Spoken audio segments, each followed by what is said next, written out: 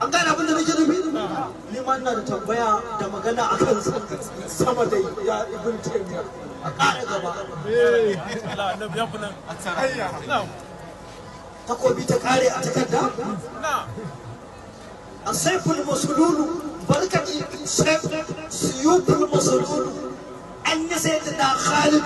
ran da ya musulunta kwana sa suka suna murna sai na Umar ta ita karfin nan nasa duk masifan nan tasa duk takadarancin nan nasa da zafinsa da karfi da komai wanda Khalid ya musulunta sai na Umar ta ya kwana muka muna murna saboda masifan ya musulunta da bai musulunta ba ya halaka mun samu wanda zai rage mana mutane zai kara wa annabi tawaka Khalid dan wani randa sai na Umar ya musulunta a gidan wani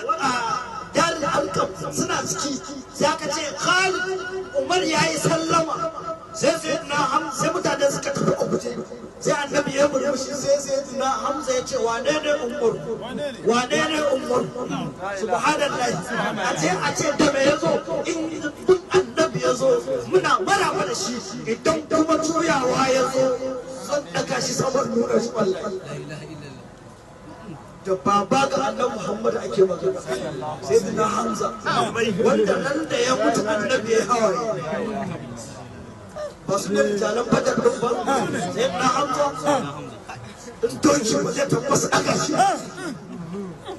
masu kashi guda daya jinin Muhammadu Rasulullah bayan kudura wanda suna yaki Allah na taya su ولن تقتلوا